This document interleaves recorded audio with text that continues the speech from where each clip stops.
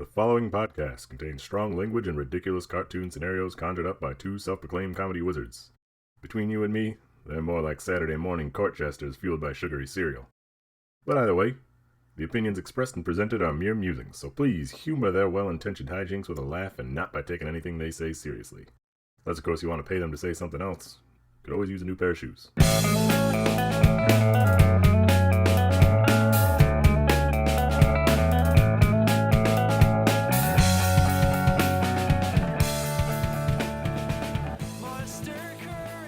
Hello and welcome to reviewparty.com. I'm Brent. I'm Matt. This is episode 150. Holy guac and moly. Tone it down. You gotta leave yourself someplace to go with the energy. Tone is your friend. That's right. When we start here, we'll be screaming all episode. We'll be screaming like ass. It's not sustainable. Yeah, only Jerry Seinfeld could pull that off. George, I've got a review from Amazon right here. Kramer would do the segment every week. He'd burst in after the little break. Well, you know, my friend Bob Sacramento. Matt, I don't know about you, but this episode 150 has left me nervous all week. Oh? You know, I've had, I don't know if I've had a bad case of the hot stinks or a hot case of the bad stinks going on. Because of this little number, this is a big deal. I'm not nervous now. Maybe I'm nervous for what's to come, which is foreshadowing. The future. The next 150 episodes are really what you're worried about. At least the next one is what I'm worried. Maybe the passage of time till we get there. Right. Take it one thing at a time. Take it one stink at a time. You don't know how close you are, but yeah, since you said since. Since. Oh, I thought you were starting your own sense, but No. It's my 2 cents. No. Since this is episode 150, I have a review here. I think this one's fine to start. I think you'll get, you'll be like, wow, Brent, your theme for your reviews this week was so creative. That's what the audience is going to say when they figure it out. But it might, it might not be that forward. Your theme's on point, boy. Amazon. From Amazon, we have a review for 150 cartoon classics on DVD. Oh.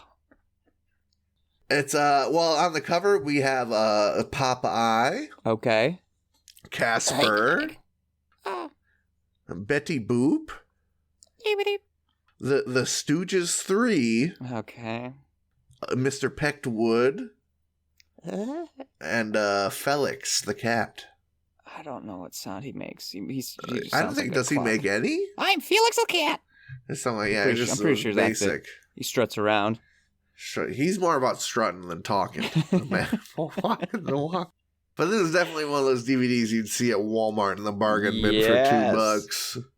That's an easy. Hey, thanks for that in my stocking, Dad. Seriously, I'll watch it. Yeah, I'll check them out. Classic cartoons, that's right up my alley. But don't take it from me. Take it from Jeffrey Bauman. He writes classic cartoons.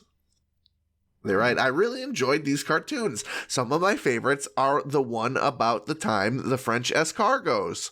And I have a question about the Pied Piper. Where did it come from, if anybody knows? I love Popeye and Betty Boop. Is there more of the Pied Piper cartoons? I wish they had more Casper cartoons by themselves. The Lost Dream is a lot like Somewhere in Dreamland. Do they have any more Pied Piper and Bouncing Ball cartoons and Melody cartoons? 4 stars. Oh, when was this review written? This was written on September 12th, 2011. Okay. Right after he was celebrating George Bush's birthday.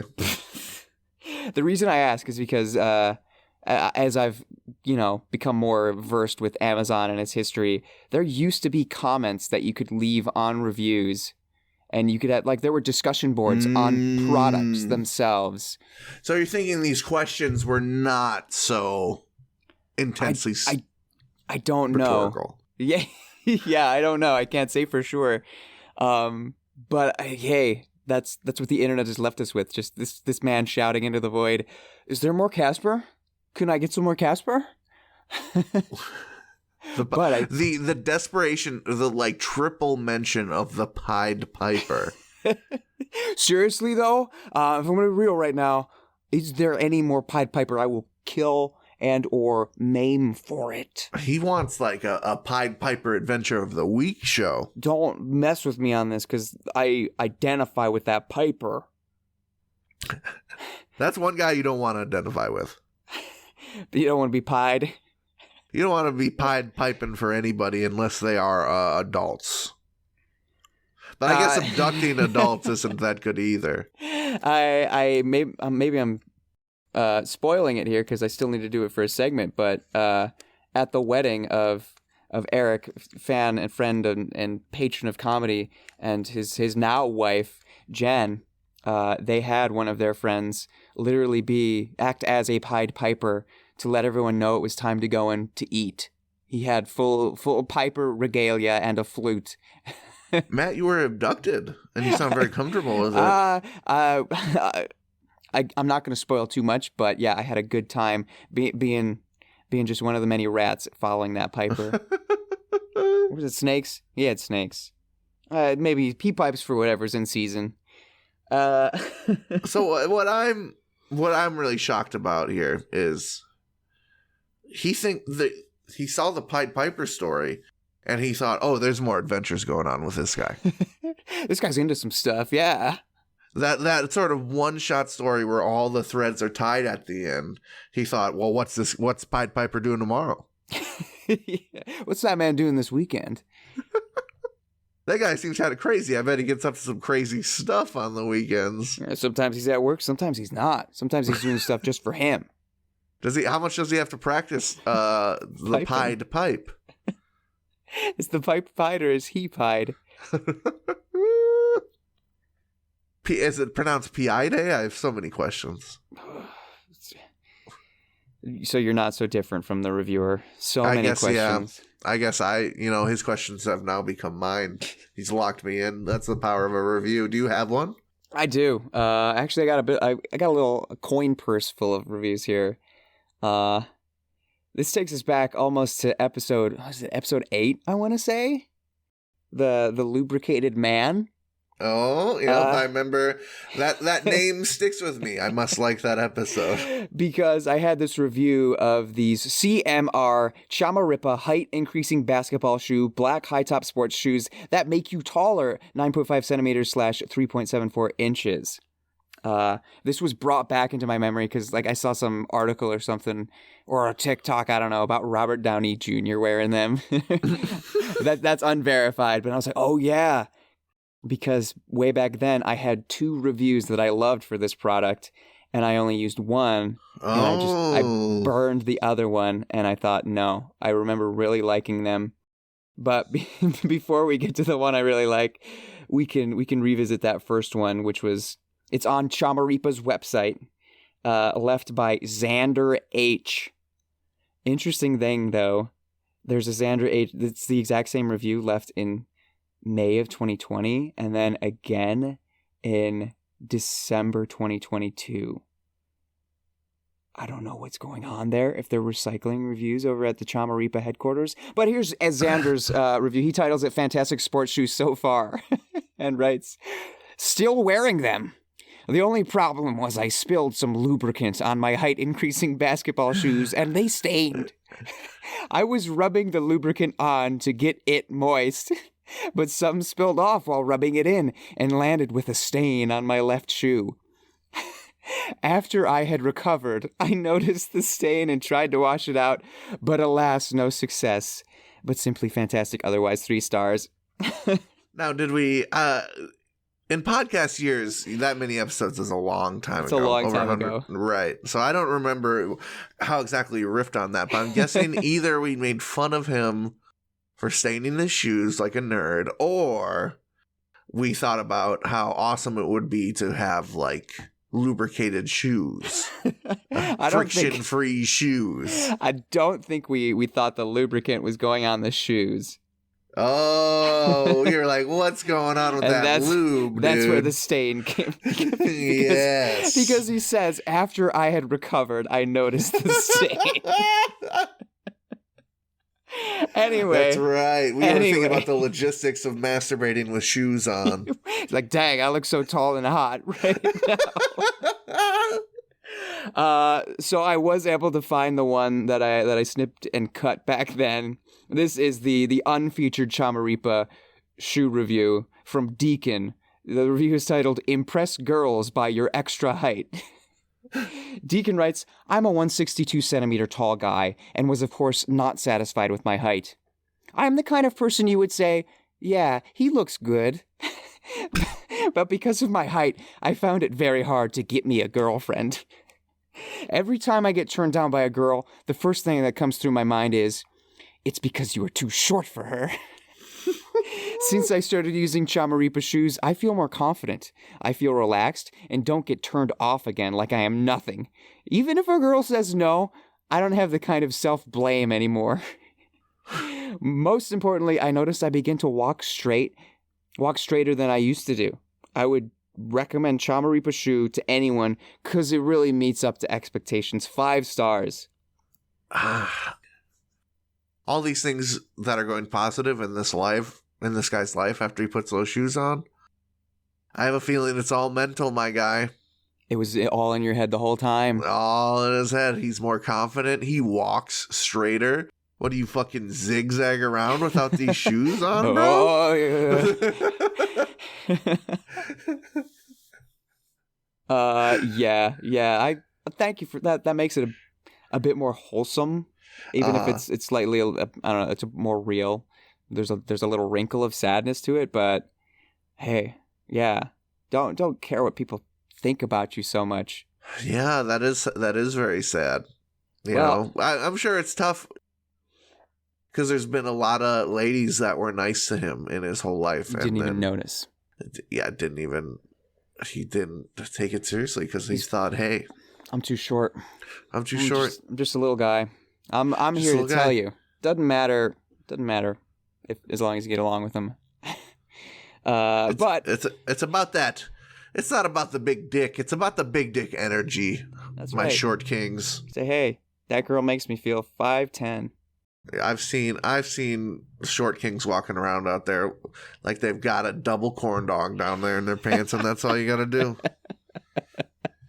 Well, maybe we can give that advice to this last one, because I found a doozy when I was unearthing these two guys. This is Brian H's review. He writes, excellent baseball sneakers, and writes, born in a tall family with 5-foot height.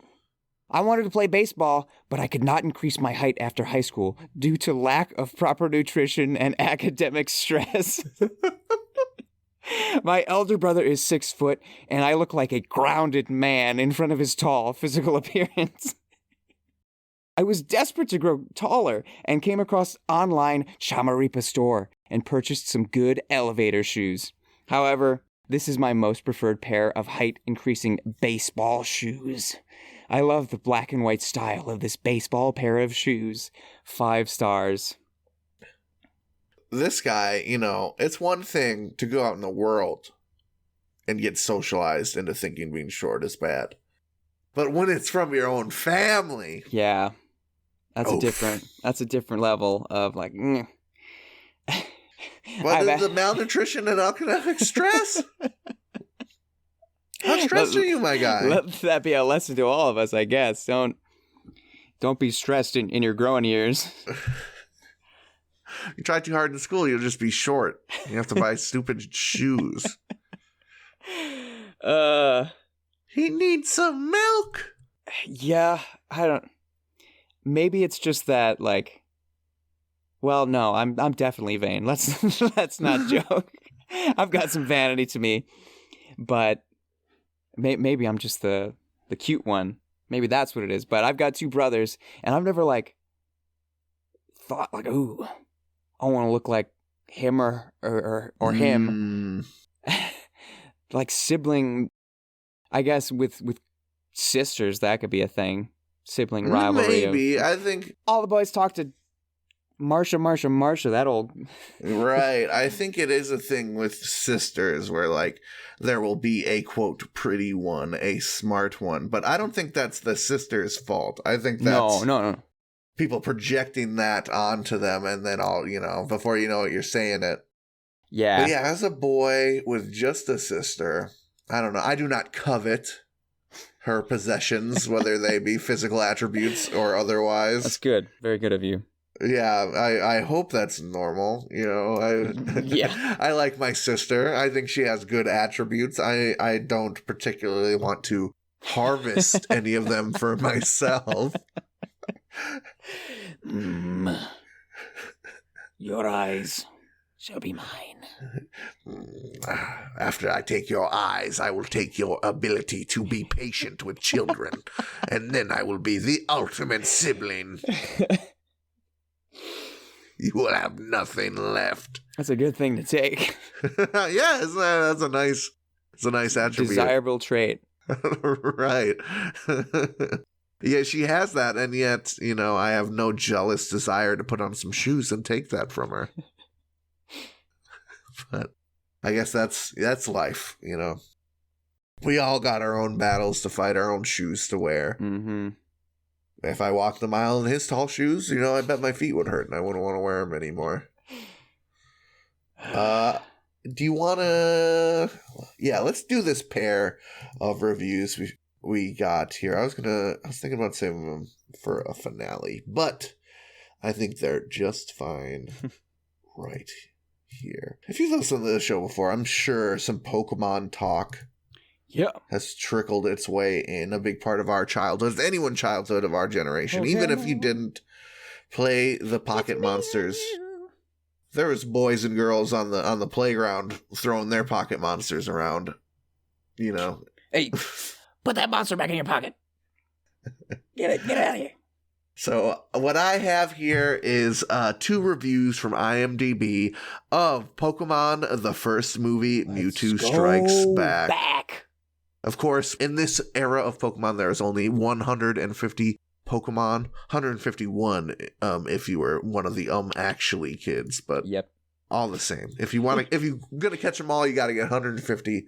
That's why I brought this freaking review, and I have some dueling opinions that were both posted in October of 1999. Whoa! So we are going back to the past. To feel what people are talking about with this Pokemon movie as soon as it came out. Here we got one from Trumpy. This is actually the first review on IMDb for this movie. I know. I've been ridiculed many times for being a 20-year-old wanting to see this infantile movie. I've heard parents speak among themselves in horror of this terrible demonic Pokemon thingy. However, I am terribly curious. By chance, I had to get up at 6 a.m. and caught the show. I was hooked. This Japanese show was everything Americans' cartoons wasn't. An actual sense of weird and wacky humor. Turn on Saturday morning cartoons and you'll get the usual uninspired thing. Pokemon is truly funny and weird and doesn't take itself very seriously at all. The only cartoons I'd consider watching at all are this and the Warner Brothers Batman series. Ooh. Pokemon brings me back to the days of good cartoons like DuckTales. It is goofy and stupid, but not in a bad way like Power Rangers. If you want your kid to see some hilarious, lowbrow humor, take them to this movie. Anything would be better than professional wrestling. When this movie arrives in theaters, you can count me in along the screaming little grade schoolers. P.S. James of Team Rocket is, quote, the man. Okay, so this man's in his 40s now, yep. right? Yeah, this man is in his 40s now. I'd hang out with him. Yeah, I mean, I don't necessarily 100% agree with his opinion on cartoons. Right, there's some weird stuff, for sure. Sure. At the time. The reason I brought this, I couldn't help but see myself. If I was born 20 years in the past, 20 years prior to when I was, being this guy, being like, hey, cartoons aren't all bad. Pokemon and Batman are really cool. That could have been me. Mm-hmm. That could have been me. But instead I was one of the screaming elementary schoolers. And it seems like this is a review of the show, that he had not yet seen the movie. Am I? That's what it sounded like, yeah. The anime in general. Mm-hmm. And he commented how wacky and funny this movie's going to be. Spoiler alert, characters die in this movie. It's pretty emotional. It's pretty emotional moments. I think I talked about recently how much crying I did in the movie theater as a young man. But let's get on to the opposite opinion here.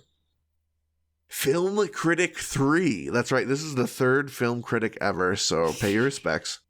Writes, an absolute torture fest.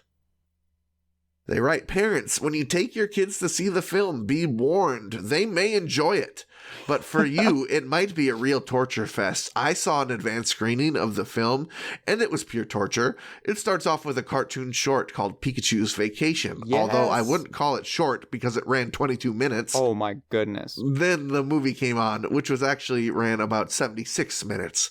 Involves a Pokemon named Mewtwo, which wants to take over the world with his biologically engineered super Pokemon. Parents, be prepared to answer your kids about what DNA is, because the term is heavily used throughout the film. Okay. Parts of the film seemed like a science documentary. The ending is very corny, and the whole film itself is not worth it at all. 0 of 2 found this helpful. Grab your lunch and go home, Karen. We don't care what you got to say. Yeah. I think I saw, when you said that, I saw little Nat in his little overalls with his little Squirtle, his little Charmander plushie.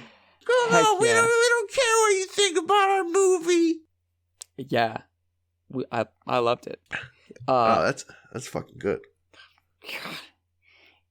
If you know it's a kid's movie, then why are you upset that it's not, that you didn't like it? Right.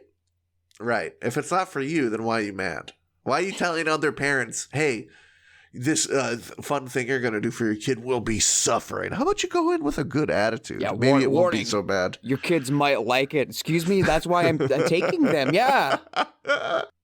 What really gets me is, you might have to answer questions about DNA. Ugh. I would hate for my child to be informed. Right. It's like, well, if your kid has questions about science and how the world works, like, aren't those pretty good questions for your kids to be asking? Yeah. They're asking like, Mama doo-doo stink all the time, Mommy. How come the train down by the tracks doesn't talk like Thomas? I'm gonna hang out on the tracks until one of them talks to me. Yes. Yeah, your kid asks, hey, what's the difference between DNA and RNA? It's like, ooh. Oh no, let's Google that, Johnny. Oh my. I'm gonna get you in the special school. And plus, like, if they're in school, I don't know, what's the target audience for Pokemon purely? Like 3rd, 4th grade? Probably, yeah. I think DNA is definitely mentioned in like a 2nd or 3rd grade textbook. Please. I mean, this is the 90s. We have likely seen Jurassic Park. Yeah, we've that's gotten true. Another cartoon to explain to us what DNA is. we had a whole segment. DNA. Do not take your kid to that Jurassic Park movie. They will be asking questions about the little molecular man cartoon the whole time, and I do not know thing one about mosquitoes, ambers, or naked lawyers, so don't take your kids to this movie. Yeah, Pikachu's Vacation, take me there, dude. Oof. Fucking Snorlax, strongest Pokemon ever. I have it on good authority. Charizard getting his head stuck, that was like, oh, no. Bad news. You thought Charizard was going to die in that jungle gym. You didn't know. For child Pokemon. I'd like to show this lady all the Pokemon and ask her what she thought of their designs. Demon. Demon. Yeah, show her Raichu. Demon. Electric demon. Fire demon. But do you remember that, man? Do you remember living in those days where Pokemon was like, it was cool for parents to hate Pokemon? I don't really remember that side of it, but I did recently see like a video of some daytime talk show where, they're all actually based on Chinese demons. Are you sure? I mean, my parents were very supportive of my childhood addiction. My dad even watched the cartoons with me. He liked Brock. That was pretty cool. Oh, yeah. But I do remember like talks on the playground of like, oh, and it's banned in like 30 countries because it's polluting children's minds. But you know, any kid will want to make what they're doing, their little dorky hobby, seem really badass. Yeah. Yeah, I'm playing a little game that was banned in like 37 countries here. Yeah, my Zubat just leveled up to level 18. I'm being pretty badass. You can't do that in India, you know. Let's take a break. I got 150 Pokemon to catch. I got an escape rope.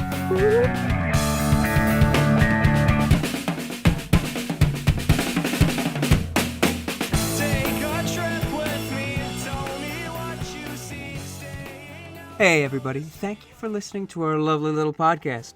If you'd like to go above and beyond in supporting our show, or have the most fabulous conversation starter since sliced bread, go to reviewparty.com. Click on shop and explore some fabulous t-shirt designs. Where's your favorite place to wear a t-shirt? On my body. Mine is at the store. That is a good place to wear a t-shirt. Reviewparty.com. Click shop. Why stop there? Don't stop now. Don't stop me now, because I'm buying a t-shirt. I'm buying a shirt. Ladies and gentlemen, welcome to the second half of the episode, and welcome to Me, You, and Meme Reviews Revisited. Oh, really now? You have the audacity, sir. Comma, sugar-free gummy bears. Okay. Because I know what you're clicking on our site. I see what you're clicking. I know you're all out there clicking sugar-free gummy bears, sugar-free gummy bears, sugar-free gummy bears. I know it's what you want, what you need. They did this to us. They did this to us. Also, I mean, there's like one more product that I have in mind for a new Me and Meme Review product, but I was looking around like some of these I could round back on and do a follow-up. Sure. And the sickos out there just love searching sugar-free gummy bear bears and poop. Yeah. Don't ya? Yeah. So, Me, You, and Me Reviews is the segment where we look at those products that gained cult status here on the internet, and someone wrote a funny review, and then hundreds of people wrote funny reviews, and then Ellen DeGeneres talked about it, and then looked straight into someone's soul with her piercing blue eyes, and like they burned out from the inside. And then years later, we're still talking about it. The souls of 1,000 assistants swimming in her irises. So, as I mentioned, this is Me, You, and Meme Reviews Revisited. We have already done the, quote, Haribo sugar-free gummy bears, which I thought I kind of effectively debunked that it wasn't Haribo. I guess the jury's still kind of out on that. But in any case, you can go back to episodes 90 and 91 to hear this segment in its inaugural form. Or it's crazy to think that's part of the classic era now. Yeah, that is a little startling. That seems like very recently, but nope, not recently. Or of course you can go to the blog and read the blog stuff there. What we generally do is talk about the history of the product and read some of its first reviews. I went back because shortly after recording episode 91, I received a response from Haribo customer care to this question that I posed: does Haribo offer sugar-free gummy bears? And they said, we do not offer sugar-free products. And there's an interview with the COO of Haribo, and he said, we don't offer sugar-free products. The only sugar-free gummy bears that I can find are Albany's gummy bears, sugar-free. Right. Which I bought before. Mm-hmm. Those are quite prolific, I feel like. I have again. They are prolific. They're a well-known brand, just like Haribo. Mm-hmm. I've even gone so far as to go to. I found that the infamous Haribo review, "See You in Hell" Haribo sugar-free gummy bears, which has 23,658 helpfuls on it. Mm-hmm. Use that to get to the original product page. I'm back on the product page. It goes as far back as 2007, and I have gone through month, year, and I can see at no point is there ever a sugar-free variety offered on this product page. However, for some reason, in 2014, Emily Hesseltine titles her review, "Could be used to torture information from terrorists," and then goes on to describe a diarrhea-like situation. I would read it, but it is quite long. A quite long adventure that is diarrhea adjacent. Yeah, small amounts of air slip past my cheeks with a liquid-like feel. That's all you need to know. Sure. But I'll read just some little. I'm actually going to read reviews of the Albany's sugar-free gummy bears here. Cindy Shackles Almanza titles her review "Devil Candy." Writes, "This candy is a trap. The taste is so good, but can cause havoc. Don't eat these unless you're not going anywhere for a couple of days. Or do eat them if you're looking for a thorough colon cleanse, even if you only eat the 9-piece serving. 5 stars. I don't know why she's giving it 5 stars. She loves to shit. Yeah. Seatown Dog Pound titles their review, "Yikes. I felt like Harry in Dumb and Dumber in the toilet scene after eating a bag of these. Holy cow, get ready for the time of your life. Not sure the battle in the bathroom is worth this sugar-free gummy snack. 2 stars." And these are on the Albany's page? Albany's, yeah. Did I mention? If you go to Haribo's website and look at their products, there's nothing sugar-free listed there. Right, nothing. Albany's, for sure. I have it in my hand. Its ingredients contains maltitol, the sugar alcohol that makes your tummy go boom boom. It says consumption may cause stomach discomfort and or a laxative effect. Individual tolerance will vary.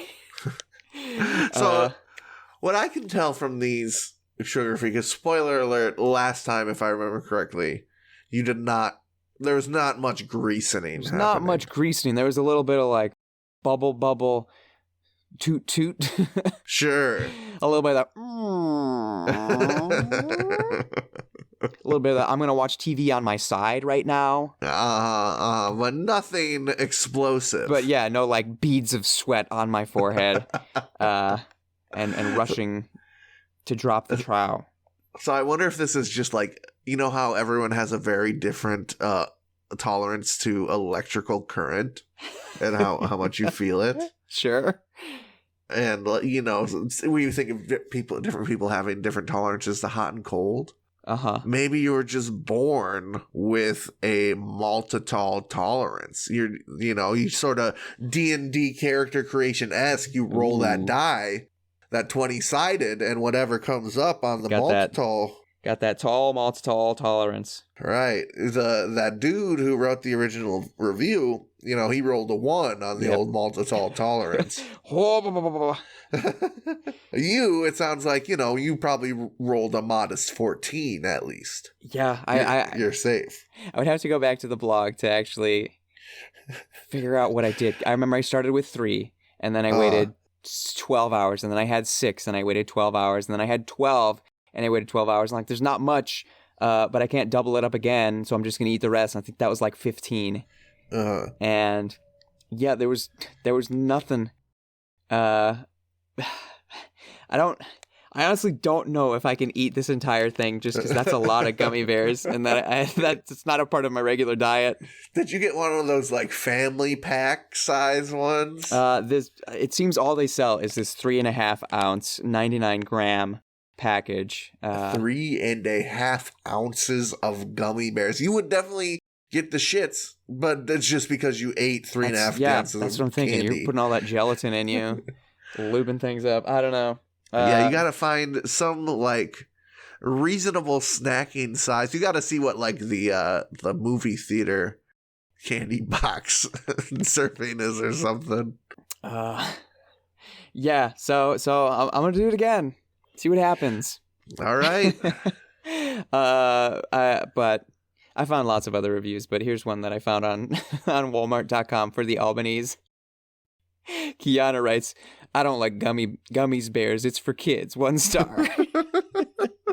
Which is just like the Pokemon movie. If it's not for you, then why are you judging it? And I'm willing to bet. What candy she's having that's so fucking highbrow, Come on, dude. Kiana. Is Kit Kats for adults? I don't fucking think so. Okay, here's a good review that I'll leave us with, and everyone be sure to come back next week to hear about what happens to me. The dumps. This person didn't even leave their name. They thought that I have done something so heinous, but they did leave a review, and they title it "This candy is not for children." Right? Okay, taste-wise, they are good. I am an adult and had a handful. My stomach seemed slightly upset after. However, I purchased a bag for my daughter as well. Huge mistake. She ate the whole bag. She is 5 and her stomach got hard, and she puked and had diarrhea. I did not see the disclaimer on the back. Mom fail for sure. Don't give this to your kids unless you like dealing with tons of bodily fluids. 2 stars. I think that's one of the review party's favorite verbiages. We had that one guy who said that his face got bad.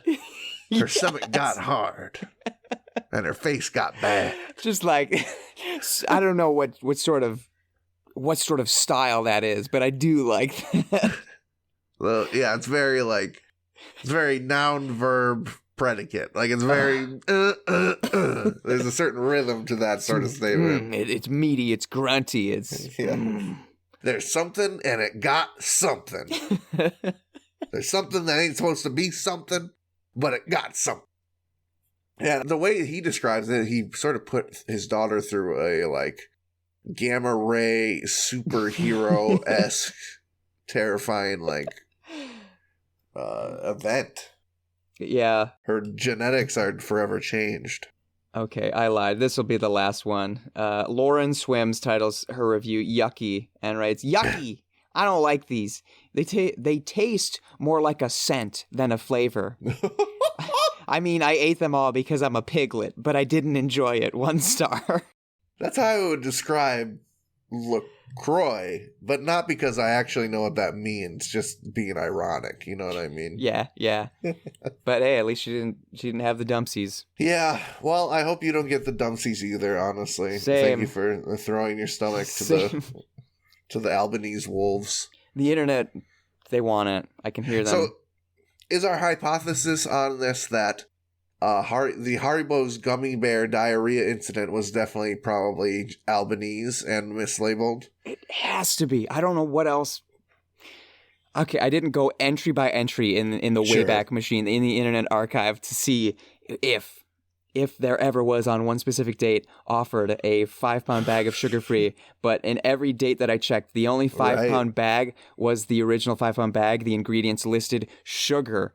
And under those reviews, that first one that I found from 2014, the famous "See You in Hell Haribo" is from 2015. They clearly state the product that was purchased. This person, flavor name Gold Bears. The other one, 5-pound bag. Nothing indicating that it was sugar-free. Even I went in the way back to that "See You in Hell," and that was at a time where people could comment on the reviews, and people were like, "That's a funny review, but you should put it on the right product." All right. So, man, we gotta let the world know sometime. One blog post click at a time. Trying to let them know. Well, I have a quick review to hose ourselves off from that one. Thank you. From Amazon, garden hose, 50 feet. Cabose, heavy duty water hose, 5/8, lightweight, flexible hose with work 150 psi resistant. There it is. 10 functioning spray nozzle, 3/4 solid fittings, no kink hose for outdoors yard. We have a review from Buck. Buck writes, "No kink, supple hose." He writes, "This is a conventional hose. It doesn't expand, contract, have armored casing, or come on a reel.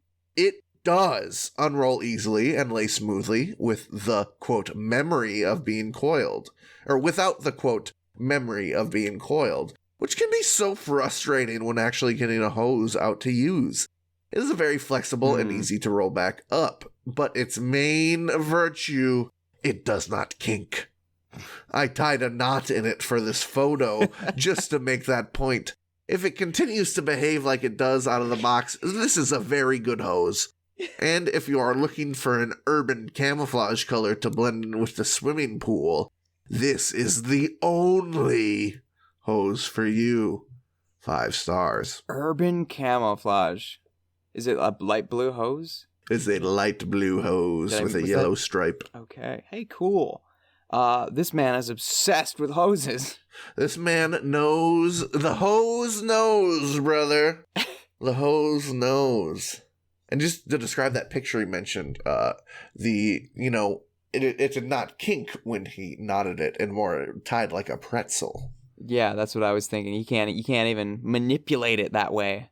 It says, no, I don't bend like that. I'm a honest vessel for this water to channel through. Do I look like Beckham because I do not bend like that? Yeah, this dude is into his hoses. He described its unkinkability as a virtue. That's a powerful statement. That's a big word. Not big in the sense of literally, but it's a big word. Yeah. Like virtue. Would you even describe your significant other with saying they had virtues? They were virtuous? It would feel a little bombastic if I were to say that to somebody. Pompous, a little haughty. Yeah, I think very highly of her, but is she virtuous? Is she? If you really put me in the corner and with a knife, I would say, yeah, I think she's virtuous. But there's a difference between being virtuous and having a virtue. But even so, I wouldn't say, one of her virtues is just patience with children. That is a patience. There it is. Patience is a virtue. We know that. That's true, but you wouldn't say it. It just sounds weird. I'm not going to apply that like a sticker on anyone's forehead.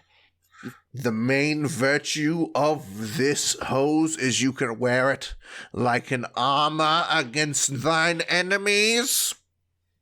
The main virtue is the innocent blood caked upon it. The virgin blood flowing through its hoses. Do you have a review? I do. I have a Yelp review for Parlor Vegan Bakery in Boca Raton, Florida. Boca Raton. Boca Raton sounds more familiar than the actual review does. I'm sure the review will sound familiar. I'm just gonna read it. Which you're. There's so much to love here. It's the kind of food you bite into, close your eyes, shake your head, smile, and grunt like a taped-up hostage in a bank robbery. My all-time favorite menu item is cookies and cream pie. It has a thick, fudge-like consistency that's hard and crunchy in some parts and soft in others. It's usually in short supply because it's made at the plantation store, and sometimes they, quote, fall off the truck on the way over here. I'm kidding, but they probably would if I worked here. Dios mío, debes probar las empanadas. There's the cauliflower and the quinoa, the black bean corn and quinoa, and my personal favorite, the spinach garbanzo filled with a creamy spinach paste and with whole garbanzo beans, chickpeas, scattered throughout. I speak fluent empanada now, and apparently so do you. And the mishmash cookie literally falls apart in your hands because you can't have a 5-star Yelp review without incorrectly using the word literally at least once. OMG, I dropped that shit and almost cried. Felt like I dropped a diamond down a kitchen faucet. Then I picked it up and ate it anyway. 5 stars. That review is very Yelp Elite meets Peterman catalog. It's funny you should say that because it is in fact from a Yelp Elite 2018, 17, 16. They're apropos of the day. It's May 4th as we're recording, and this Yelper's little byline is "May the fork be with you." I think I know who it might be. Because it's none other than Craig, Darth Krager S. What's up, bro? I guess it wouldn't be episode 150 without him, without the old Craigie. Yeah. Yeah, I read that. I'm like, that's just a good Craig review. Right. That's why I thought of it as Petermanly, I think. I was like, Craig knows how to write, strange that you just bring a review that's good and on its own, and that's it. Yeah, he is very Peterman-y. That's a good point. Like it's whimsical. There's lists, and then there's just like a subtle little joke. Right. Like if Peterman grew up in the Bronx, actually, you know what I mean? Right. Yeah, Craig's got a bit more edge than Jay Peterman. Yeah. A cool, modern, youthful edge. And also writing about Oreo cake and garbanzo beans instead of vests. Yeah. Empanadas. I could go for an empanada right about now. I could too. Nice apple pie. Whoa. Should we call her there? Is that the episode 150? Let's shut the door on it. Let's get out of here. Yeah, a nice Craig bow on everything feels really good. Hey, thanks for listening to episode 150. That was fun. It was. Yeah. Let's see. I say it was fun, and then I pause so Matt can say it too. So if you disagreed with me, audience member, well, we got new episodes every Tuesday, Reviews Day. That's right. # Tuesday Reviews Day. If you'd like to send in an absurd review for us to make some ha-has over, we'd love to have them. Send an email with a hyperlink or a screenshot to reviewparty.com@gmail.com and include your name so we can throw you credit. If you want to reach out to us in a different fashion, you can find us at reviewparty.com on Instagram and TikTok and at reviewpartypod on Twitter. When I say that there is content there for you to enjoy, I'm not just saying that because I like the sound of my own voice, okay? Ask That's any the rest of the podcast. Yeah. I don't like how I sound. What are you doing? Of course you like how you sound. You just don't know how you sound. Whoa. Right? It was in your head the whole time. You didn't need to be taller. You didn't need to sound any different. It was in your head the whole time. I'm comfortable with the way I sound. My voice cracks, so be it. Go to reviewparty.com, where you can read about all the Me, You, and Meme reviews. You can see various pictures of me doing and wearing weird things, or not wearing weird things in some cases. Yeah. There's also all the episodes, the other blog posts, the shop. Just spend some time. You don't spend enough time on the internet anymore. What's wrong? What's been going on? Come back. You can go on Neopets first. Just open us up in another tab, and yeah, you'll have your little shoyru there. You'll eat a big old everything omelet, or I think that's Neopets culture, right? Yes. I got my references lined up. I think you got it. And on the third tab, you open it to Spotify. You put in Nosebleeds in there. And you click on their song Bread for Breakfast, and you go, whoa, that's the Review Party theme song. And I would say, yep, you're right. It's pretty good, right? So are the rest of the songs on there. Keep clicking, you little freak. I review to finish this out. Let me hear it. This review is also from IMDb. It is for 150th episode of The Simpsons, which is titled Secrets of a Successful Marriage. The reviewer, Cinema Movie Cars, writes, this episode have so many jokes that you can laugh at any point from start to finish is funny. The fact Homer is a teacher and think he is smart than anybody make the episode even more funny. 10 out of 10. I have the same rating to that review. 10 out of 10. 10 out of 10. That gives you everything you need. This episode's got jokes the whole time, bro. I'll laugh at that review the whole time.